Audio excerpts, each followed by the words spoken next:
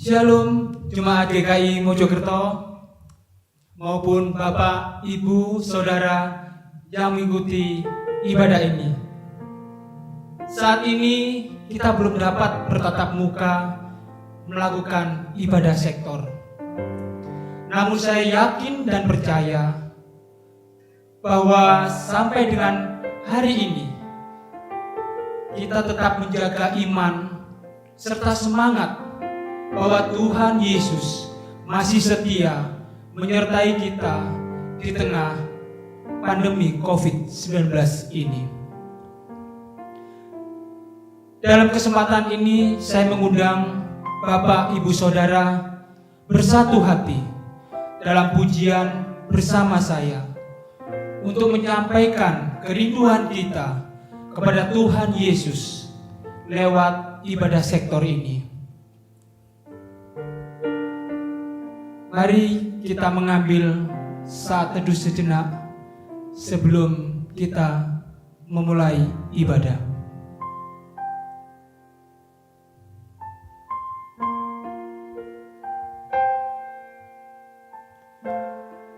Seperti Bapa sayang kepada anak-anaknya, demikian Tuhan sayang kepada orang-orang yang takut akan Dia. Mazmur 103 ayat 13. Mari bersama-sama kita naikkan pujian ini.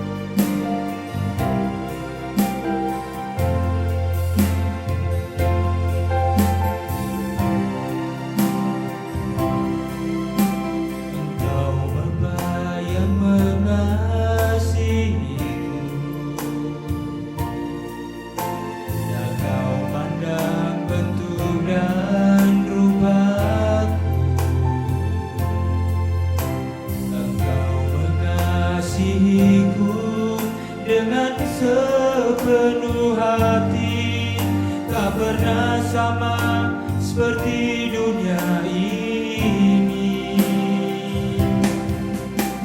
Engkau Bapa yang mengajariku melewati awan yang gelap.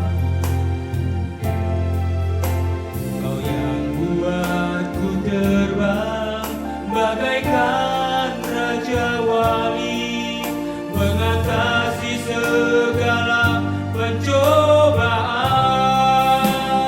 Kau Bapa-Ku yang baik, mengerti bahasa tetesan air mata. Tak Kau biarkan ku berjalan sendirian, sebab Kau Bapa-Ku yang baik. Engkau sungguh baik.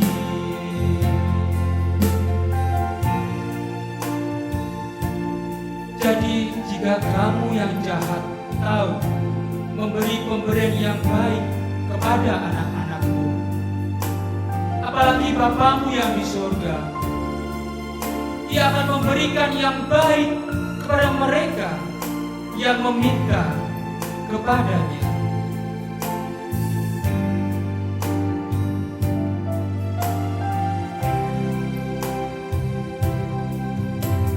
Engkau Bapa yang mengajariku melewati awan yang gelap.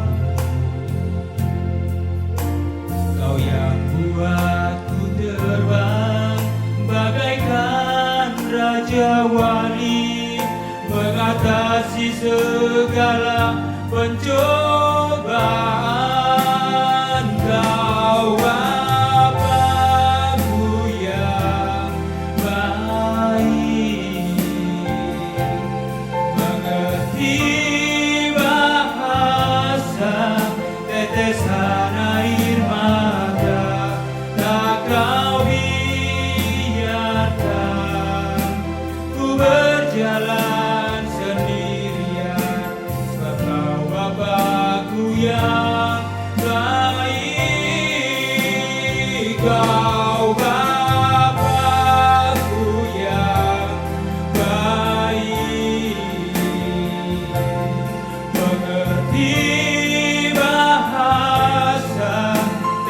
tetesan air mata tak kau biarkan ku berjalan sendirian, sebab kau Bapa-Ku yang baik. Kau Bapa-Ku yang baik, mengerti bahasa tetesan air mata tak kau biarkan ku berjalan sendirian, sebab kau Bapa-Ku yang baik. Kau sungguh baik.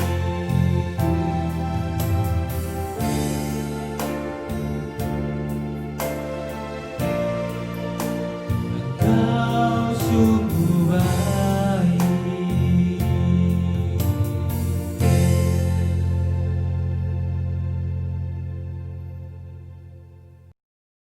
Halo, anggota jemaat GKI Mojokerto yang terkasih, bagaimana kabarnya? Tanpa terasa sudah 8 tahun ya saudara-saudara, sejak tahun 2012 saya pernah pelayanan di GKI Mojokerto. Nah, saat ini saya sedang pelayanan di GKI Sorogenen, Solo, saudara-saudara. Oleh sebab itu kalau main ke Solo, kalau ada waktu dan waktunya pas, ayo kita ketemu. Saya traktir ya saudara-saudara ya, air putih. Oh enggak ya, nantilah, silakan nanti kontak-kontakan sama saya ketika ke Solo ya. Nah, sekarang kita akan bersama-sama memohon pernyataan Roh Kudus agar kita bisa membaca, merenungkan, menghidupi firman Tuhan. Kita berdoa secara-secara. Sungguh suatu anugerah ya Tuhan ketika saat ini kami diperjumpakan. Meskipun tidak secara langsung, tetapi kami diperjumpakan oleh firman Tuhan yang senantiasa menguatkan, menegur, mengingatkan kami, agar kami boleh menjalani kehidupan ini sesuai dengan firman-Mu.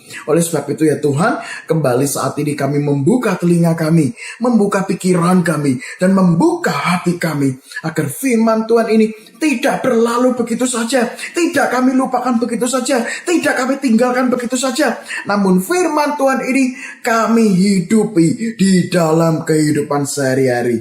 Terima kasih Tuhan, hanya di dalam nama Yesus kami berdoa. Amin. No free lunch. Sekali lagi saudara-saudara, no free lunch. Ada yang tahu ungkapan ini saudara-saudara? No free lunch artinya apa? Artinya adalah dilarang merokok. No, enggak ya saudara, bukan. No free lunch, tidak ada makan siang gratis. Nah, ungkapan ini sebetulnya mau berbicara bahwa orang kalau mau mendapatkan sesuatu, mau makan siang, itu nggak ada yang gratis. Maksudnya apa? Kalau orang mau dapat makan siang, ya harus bekerja, harus melakukan sesuatu, harus mengerjakan sesuatu. Nah, saudara-saudara yang terkasih di dalam Tuhan, hari ini kita juga melihat saudara-saudara bahwa untuk mendapatkan sesuatu harus mengerjakan sesuatu. Untuk mendapatkan upah, nah ini ya saudara-saudara ya, karena minggu yang lalu kita berbicara soal upah. Nah hari ini kita akan melihat dan mendalami. Kita tidak akan berbicara soal upahnya saudara-saudara ya, kita tidak akan banyak bahas soal upah. Tapi hari ini kita melihat bahwa orang kalau mau dapat upah harus do something, harus mengerjakan sesuatu, harus melakukan sesuatu untuk mendapatkan upah itu.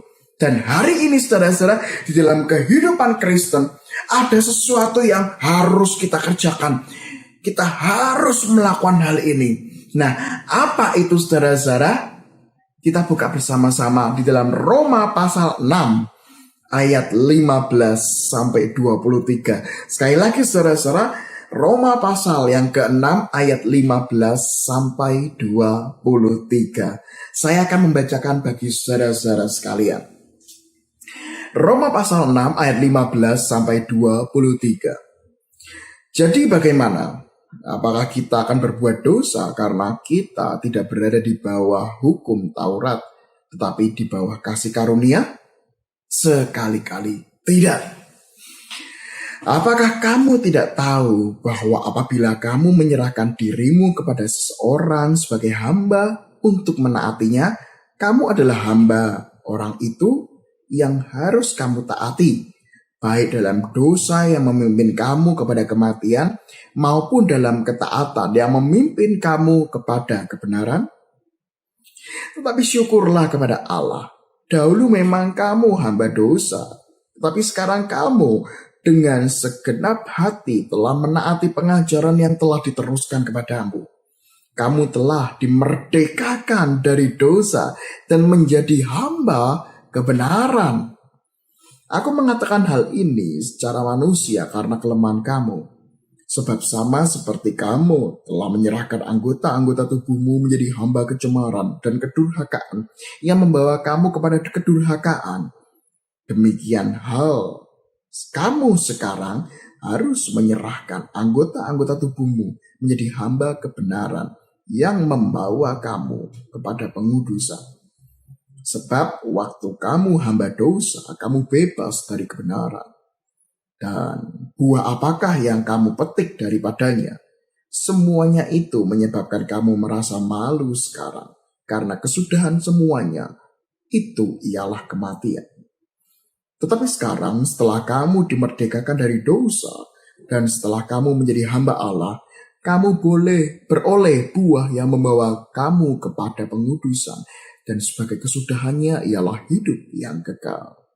Sebab upah dosa ialah maut, tetapi karunia Allah ialah hidup yang kekal dalam Kristus Yesus, Tuhan kita. Nah, saudara-saudara, demikian pembacaan firman Tuhan pada saat ini. Dan di sini, saudara-saudara, kita melihat bagaimana sekali lagi ya kan, orang kalau mau mendapatkan sesuatu harus mengerjakan sesuatu, harus melakukan sesuatu. Dan ini yang kita kerjakan saat ini, saudara-saudara. Apa yang kita kerjakan? Kita akan berfokus kepada ayat yang ke-19, saudara-saudara. Ayat yang ke-19 bagian yang mana? Saya akan bacakan sekali lagi. Aku mengatakan hal ini secara manusia karena kelemahan kamu. Sebab sama seperti kamu telah menyerahkan anggota-anggota tubuhmu menjadi hamba kecemaran dan kedurhakaan yang membawa kamu kepada kedurhakaan, demikianlah hal kamu. Nah, ini penting, saudara-saudara. Apa selanjutnya? Ada 3 hal yang ditekankan, 3 kata yang ditekankan oleh Paulus, ya. Yaitu apa? Demikian kamu sekarang. Nah, ini saudara-saudara, sekarang harus menyerahkan. Nah, 3 prinsip yang penting, 3 kata penting yang dipakai Paulus. Yaitu apa? Sekali lagi, saudara-saudara, sekarang harus menyerahkan. Yang pertama, kata apa? Sekarang. Artinya sekarang itu apa? Ya now. Nggak bisa ditunda besok. Nggak usah ditunda minggu depan. Nggak bisa ditunda bulan depan. Atau ditunda dalam situasi yang lebih enak. Tuhan, saya nggak bisa sekarang, Tuhan. Ya, saya nggak bisa sekarang. Karena sekarang situasinya sulit. Situasinya susah. Nggak bisa seperti itu. Now. Sekarang. Dan yang kedua, harus. Bukan pilihan. Ya, bukan ya kalau bisa melakukan, kalau nggak bisa ya nggak apa-apa. Bukan seperti itu, saudara-saudara. Tetapi apa? Harus, must, harus. Dan yang ketiga adalah menyerahkan. Yang artinya apa? Ada kerelaan aktif. Bukan pasif ya, saudara-saudara ya. Ada kerelaan untuk menyerahkan, untuk memberikan dorongan dalam diri. Bukan paksaan, tetapi kerelaan untuk menyerahkan. Nah, ini saudara-saudara ya, sekali lagi. Yaitu sekarang harus menyerahkan. Apa yang harus diserahkan? Apa yang harus sekarang? Harus, dan menyerahkan itu apa? Lanjutannya, saudara-saudara. Menyerahkan anggota-anggota tubuhmu menjadi hamba kebenaran yang membawa kamu kepada pengudusan. Saudara-saudara, hari ini kita berbicara soal body, tubuh, saudara-saudara, flesh, tubuh. Nah, kadang-kadang kita melihat ada pengajaran, yang membedakan, saudara-saudara, mendikotomikan tubuh itu jelek, roh itu baik. Nah, pernah dengar istilah itu ya, saudara-saudara ya? Ya, memang itu memang ada juga di Alkitab. Tetapi hari ini kita mau mengatakan bahwa dalam konteks ini, tubuh dan jiwa adalah satu kesatuan. Tubuh dan roh itu sesuatu yang bersama-sama, blended, bersama-sama. Nggak bisa dilepaskan. Maka dari itu kita mengenal sebuah istilah, saudara-saudara, yaitu adalah mens sana in corpore sano. Yang artinya apa? cuci tangan dulu sebelum makan. Nah, oh enggak ya saudara-saudara ya. Mens sana in corpore sano, yaitu apa? Di dalam tubuh yang kuat terdapat jiwa yang sehat. Ya saudara-saudara ya. Artinya apa? Ya inilah namanya kesatuan. Nah kembali dalam pembicaraan kita saudara-saudara. Kalau kita memang sudah dimerdekakan dari dosa, konteks besarnya seperti itu ya. Kita sudah dimerdekakan dari dosa, kita menjadi hamba Tuhan, kita menjadi hamba kebenaran, otomatis tubuh kita pun juga melakukan yang namanya kebenaran. Tubuh kita pun mengerjakan yang namanya kebenaran. Tubuh kita pun dipakai untuk kebenaran yang memuliakan nama Tuhan. Nggak bisa ditawar. 3 prinsip tadi ya saudara-saudara ya. Yaitu apa? Sekarang harus menyerahkan. Nggak bisa ditunda. Nggak bisa bersyarat. Tubuh kita dipakai untuk memuliakan Tuhan. Karena kita adalah hamba Tuhan. Tuhan yang menjadi Tuhan. Nah, berbicara soal tubuh ini saudara-saudara, paling tidak dijelaskan secara tidak langsung sama Gary Chapman. Gary Chapman ini adalah seorang yang menulis 5 bahasa kasih, dan mungkin Anda dan saya pernah membaca dan mendengarkan ya. Dari 5 bahasa kasih. Jadi kalau seseorang itu mau menunjukkan kasihnya, itu ada 5 bahasa kasih yang bisa ditunjukkan di dalam kehidupan secara real, secara nyata saudara-saudara, dan bisa langsung dipraktekkan di dalam kehidupan kita, termasuk buat keluarga Anda saat ini saudara-saudara. Salah satu dari 5 bahasa kasih itu bicara soal apa? Bicara soal pujian saudara-saudara. Words of affirmation. Pujian itu penting untuk menunjukkan bagaimana kita mengasihi sesuatu. Bagaimana kita menunjukkan saya mengasihi Anda. Dan kalau pujian itu memakai tubuh bagian mana saudara-saudara? Yang mana? Tubuh bagian mana kalau orang memuji itu? Yang mana? Ya, telinga. Oh enggak, mulut. Artinya apa saudara-saudara? Mulut ini dipakai untuk memuji Tuhan maupun untuk sesuatu yang membangun bagi orang lain. Mulut ini dipakai untuk sesuatu yang positif. Mulut ini dipakai untuk sesuatu yang membangun, sesuatu yang menyenangkan hati Tuhan. Bukan, dikatakan Paulus tadi ya, bukan kedurhakaan. Bukan kebohongan, hoax. Bukan yang namanya mematahkan semangat. Gitu loh. Alah, masa gitu aja nggak bisa sih Pak? Masa kerja gitu aja nggak bisa? Nah saudara-saudara, daripada berbicara soal masa nggak bisa gitu, lebih baik apa? Yuk Pak, apa yang bisa saya bantu? Yuk Pak, semangat kerjanya. Ayo Bu, masakannya pasti lebih enak kalau ditambah garam. Bukan sebaliknya. Bu, masak we kasinen. Kalau ya masak we kurang garam. Iso masak apa ora to? Wis kawin suwe ngene. Sudah menikah lama, mas aja nggak becus. Nah, daripada perkataannya seperti itu, lebih baik perkataannya dipakai apa? Ini mulut sebagai tubuh kita untuk memuliakan nama Tuhan. Yuk, kita bareng-bareng belajar masak. Nah, apalagi sekarang itu kan banyak waktu ya kan. Mulut dipakai untuk saling menguatkan. Salah satu dari 5 bahasa kasih dari Gary Chapman bicara soal apa? Pelayanan, act of service. Tubuh dipakai untuk melayani dalam arti yang positif. Arti apa? Membangun. Ya kan? Ketika kita melihat istri kita capek, ya meskipun saya belum punya istri, ini contoh ya saudara-saudara ya. Istri kita capek, apalagi baru M, nah, itu sudah rahasia umum ya. Udah M kerjaannya banyak, suruh ngurus anak, apalagi sekarang itu kan anak belajar online, dampingi anak, kuotanya ya, HP dipakai, kuotanya juga meluap-luap. Waduh, ini istri harus bersih-bersih rumah, ngurusi anak dan lain sebagainya. Nah, sebagai seorang suami muncul act of service, melayani. Pulang bekerja, istrinya capek, ngelokro gitu ya kan. Sama pegang-pegang dengkul lah, biasanya kayak gitu ya kan, pegang-pegang dengkul gitu. Nah, kita sebagai suami melihat istri kita letih, pakai tubuh kita untuk melayani. Kita ke dapur, kita ambil gelas, kita ambil teh, Kita tuangkan air hangat, kasih gula sedikit, teh hangat, kita angkat. Kemudian kita temui istri kita. Tadi ya berkaitan dengan pujian ya. Bu, ibu kok mukanya kok capek kelihatannya. Ini sudah tak bikin ke teh. Kemudian apa saudara-saudara? Siram ke. No, enggak ya saudara ya. Bukan disiram. Dikasih baik-baik. Ini teh, minum.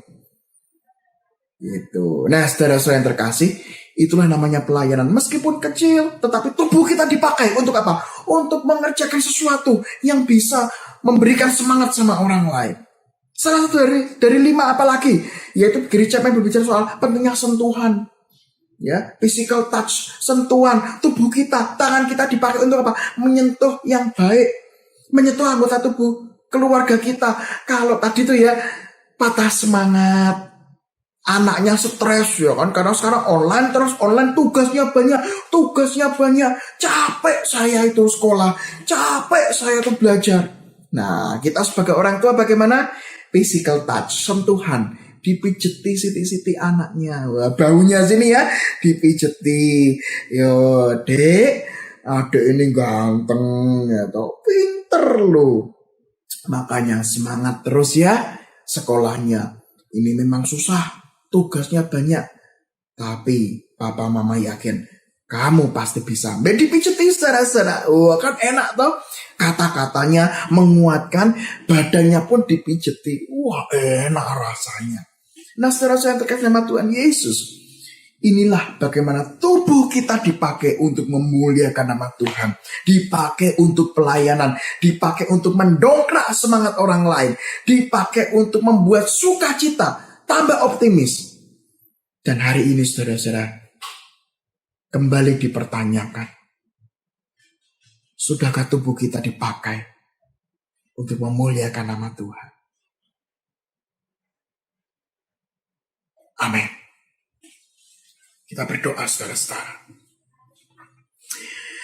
Sungguh suatu anugerah ya Tuhan ketika saat ini Engkau ingatkan kami untuk menggunakan tubuh kami. Setiap anggota tubuh kami. Menggunakan mata kami, telinga kami, mulut kami, hidung kami, tangan kami, kaki kami, dan semua anggota tubuh yang lain. Untuk memuliakan nama Tuhan. Karena kami hamba Tuhan. Kami adalah orang-orang yang harus memuliakan Tuhan kami, yaitu Tuhan Yesus Kristus. Oleh sebab itu ya Tuhan, kalau saat ini kami sulit menggunakan anggota tubuh kami untuk memuliakan nama Tuhan, mampukan kami untuk bertobat, dan mampukan kami dengan kuat kuasa Roh Kudus menggunakan kekuatan kami melalui anggota tubuh kami untuk bisa memuliakan nama Tuhan. Sehingga suatu saat ketika tubuh ini dipanggil Tuhan, ketika kami dipanggil Tuhan, kami boleh mempertanggungjawabkan tubuh kami. Terima kasih Tuhan, hanya di dalam nama Yesus, tubuh kami adalah milik Tuhan dan untuk kemuliaan nama Tuhan. Amin. Bapak, Ibu, Saudara yang terkasih, kita sudah mendengarkan firman Tuhan yang disampaikan oleh Bapak Pendeta Hendrikus. Apa yang sedang kita alami hari ini seringkali membuat kita berpikir betapa besarnya beban dan beratnya pergumulan kita. Tapi Tuhan berkata, bukan itu yang harus kita pikirkan. Tapi pikirkanlah dengan siapa engkau berjalan, kepada siapa engkau berharap. Karena Dia, Tuhan, yang mampu melakukan segala perkara.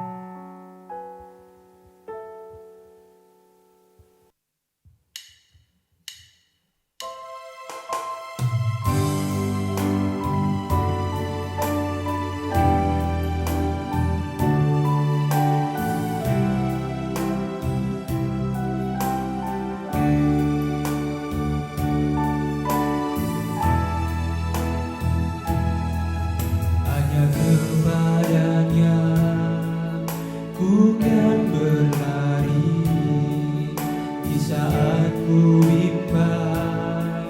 dalam hidupku, yang aku percaya dalam hadiratnya ada kekuatan yang baru. Walau ku melangkah dalam tekanan, badai pencobaan datang menghadap, yang aku percaya dalam hadiratnya ada kekuatan yang baru. Ku kan terbang tinggi bagai raja wali di atas segala persoalan hidupku, dan aku percaya saat ku bersama Dia tiada yang mustahil bagi Dia.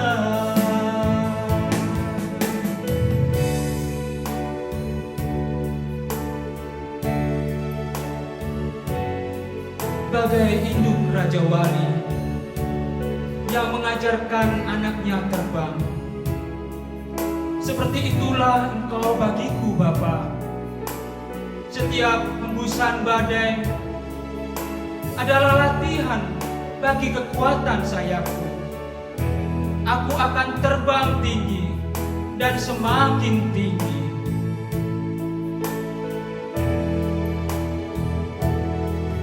Walau ku melangkah dalam tekanan, badai pencobaan datang menghadap, yang aku percaya dalam hadiratnya ada kekuatan yang baru. Ku kan terbang tinggi bagai raja wali di atas segala persoalan hidupku, dan aku percaya saat ku bersama Dia tiada yang mustahil bagi Dia. Bukan terbang tinggi bagai raja wali di atas segala persoalan hidupku, dan aku percaya saat ku bersama Dia tiada yang mustahil bagi Dia. Tiada yang mustahil bagi Dia. Tiada yang mustahil bagi Dia.